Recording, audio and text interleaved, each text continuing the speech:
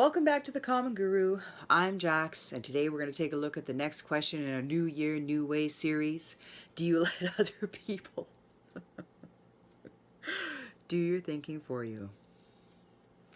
I am Jax, and I let other people do my thinking for me. It didn't happen till I was about 25 that I actually became aware that this is what was happening. And I realized at that moment that I was consumed with self-doubt, and that other people's opinions of how I should live and what I should do weighed more than my own personal opinions. Theory is great, and it was really great to acknowledge the problem, but unless you take an active approach to changing what was happening, you can sit there in the dark for quite a long time. And that's what happened to me. Slowly but surely, I kept challenging what other people were telling me and what other people thought I should do, until I'm at the point now where I'm very careful with whose advice I listen to. And I've taken a look at the sources of wisdom that I based my self-image on. First of all was my parents. I'm going to state right off the bat that my parents tried their very best. Now, whether or not, looking from the outside and from a childlike perspective, that was the best that I wanted, no. It wasn't anywhere near what I wanted.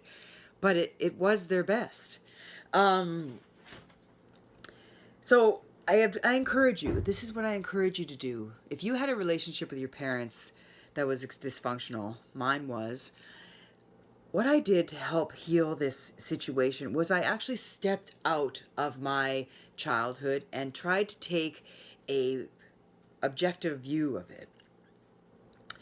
Try to take away the filter of that they didn't measure up. Try to take a filter that you didn't get what you needed.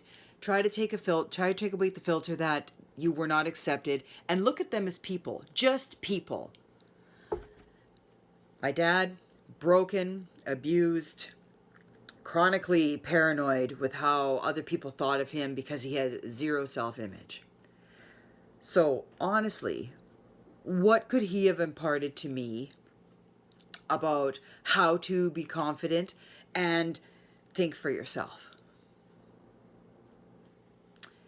I would say that he tried. In his way, he didn't want me to suffer the same way he did, but he didn't apply the advice that he tried to give me, so that's why it didn't resonate and didn't work. It was hypocritical, and that just made the problem more awful. It just made it awful. My mom, she imparted on me some very great tools, efficiency and resourcefulness. But in regards to becoming happy and thinking for yourself and having self-confidence, again, she didn't have the tools in which to show me that either. Instead, what my parents did was show me the tools on how to be miserable and how not to think for yourself and how to be worried about what people thought and how to have a poor self-image, because that's what they lived. We can tell our children hundreds of things, but we live our pain, and they learn what we live. One time I was so frustrated with my boys because they were doing something, well, a little unbeknownst to me at that time, they were doing what I was doing, being slobs, but I didn't look at myself, and I thought that it was their problem and not mine. But anyway, so I was so frustrated. I said, like, why do you replicate 100% of the stuff that sucks and only replicate maybe, arbitrarily 25% of the stuff that's good? Well, it's because they learn what we live. Next, my friends were the ones that I really turned to in times for advice. And this is a really touchy one as well, because there are times when our friends can give us really good advice. But most of the time, the friends give us advice that they really need to look at themselves. Now, I had two friends that showed me a very interesting aspect onto giving advice. One had a brother who was going through a very toxic relationship. And you'll find that there are different ways.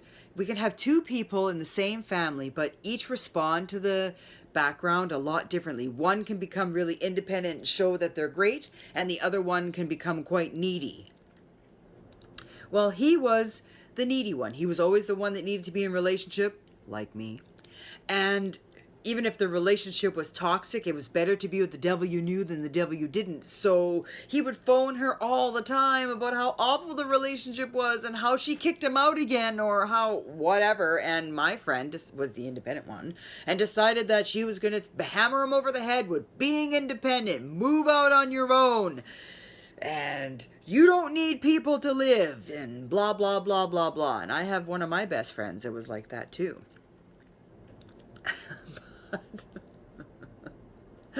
I just asked, actually both of those friends, I asked both of them, I said, so how's that working for you? This big independent streak that you're on, because you're miserable. So why are you giving him advice that keeps you miserable? Well, my one friend that I was talking to about her brother burst out laughing, and she realized, she goes, well, that's not really great advice then, is it? Because it doesn't work. I'm like, exactly. I have another friend that decided to quit smoking. And for all you smokers out there, you know that that's a very difficult thing. Well, it can be a difficult thing. And she had this one friend that didn't like the change. So whenever they decided to go out, the friend would want to go to the old haunts where there was smoking instead of non-smoking. And whenever the friend wanted to go out for a cigarette, and my girlfriend didn't want to go, she would have a pouty exterior, heavy sigh, or any kind of those emotional manipulative tools that you use to try and get someone to do what you want. Well, she was going through all of those to get the woman to start smoking again. Well, eventually, my friend did start smoking again. And it saddens her, but she did not surround herself with a support group that, one, knew how to quit smoking, and two, encouraged her because they knew what it was like to go through something difficult like that. She didn't find that kind of support network. The third one, and this is a really difficult one too, is who do you listen to when you put someone in a position of authority? And this can be your priest or pastor. This can be a self-help guru. This can be someone that you want to have financial success with. If you were like me, and I put a lot of weight on people that were educated or more knowledgeable than me in a certain subject, for their knowledge just impressed me to a great extent. But I missed a very important piece. Knowledge is awesome, but unless you apply that knowledge, what kind of advice are you going to give me? You're giving me theoretical advice. Just like with my parents. They tried to give me all these great ideas of how to become a better person, but how great are they if they didn't do them themselves? I started to challenge who I listened to in regards to knowledgeable people. The criteria was, did you walk what you talked? Were you actually living the life that you're talking about? Was it just all talk? I'm not interested in hearing your theories unless you can give me the practical application to back it up. Now, if you have a practical application that this is what you did and this is how you accomplished it and these are the resounding results, then I'm really interested to hear about that, because you're going to share your personal journey of what you did. And obviously your advice worked for somebody because it worked for you. Sometimes, if you were like me, there was a degree of safety in just listening to someone with knowledge, because, well, I know I'm on the right path because look at them and how smart they are, and look at how successful they are and how people adore them. But that could be the blind leading the blind. So do yourself a favor and challenge the advice you're given, and not from a perspective where you want to keep in the in thinking that you're currently in, because that's not the idea. But if someone is giving your advice, look at them and see whether or not that's the advice that they're going to take for themselves. That's what I did.